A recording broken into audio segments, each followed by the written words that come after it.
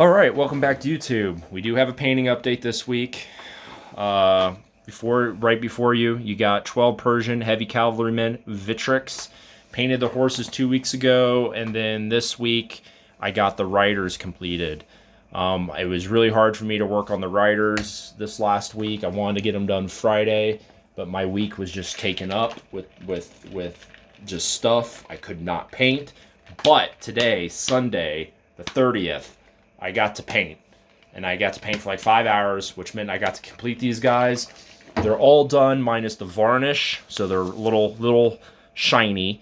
And then I got to do the transfer for the banner. But other than that, they are done. The figures, I like the way they look. I think they came out nicely.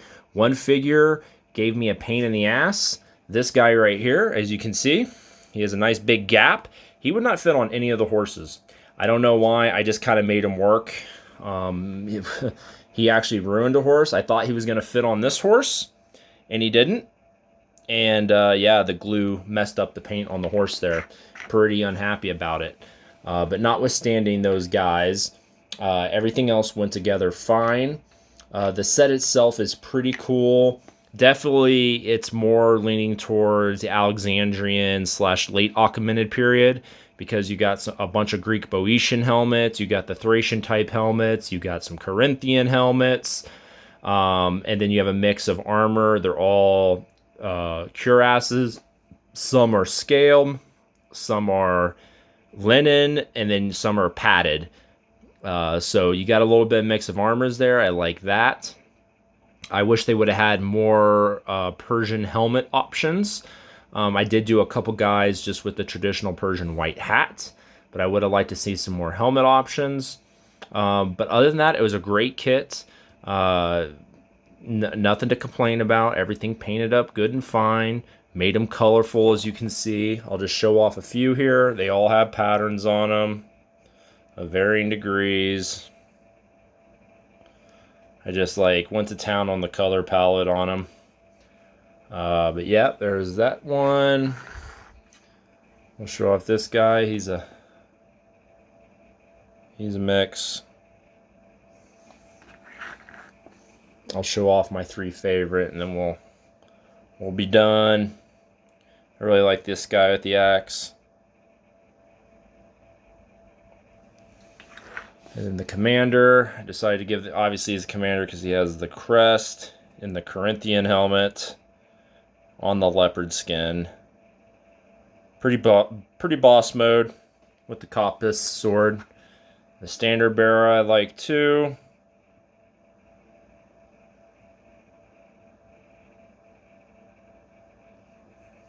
And the musician.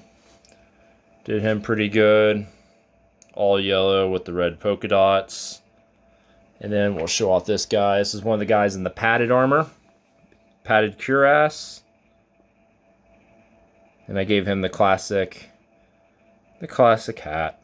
The little white hat that half the Persian army in my collection has, because that's what they wore apparently. So yeah, so that's these guys. Up next on the painting table, I got the 10-figure early Achaemenid Great King Command.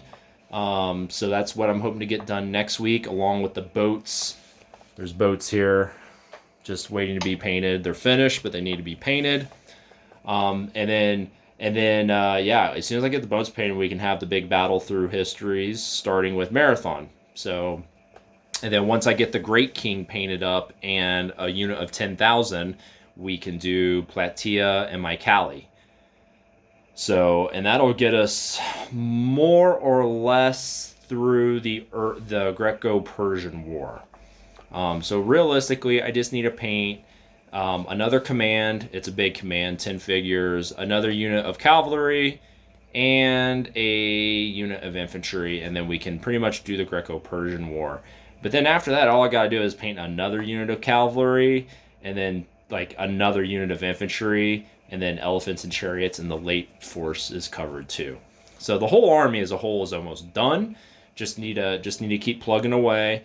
So yeah, a few more units, and then I'm gonna put it down and go into Greeks, because while we're doing the Greco-Persian War, which will be about 5 battles, because we're doing Marathon, definitely we're doing Marathon, Thermopylae, Platea, and Mycale. And we might do some of the later battles after that, after the Spartans leave the alliance and whatnot.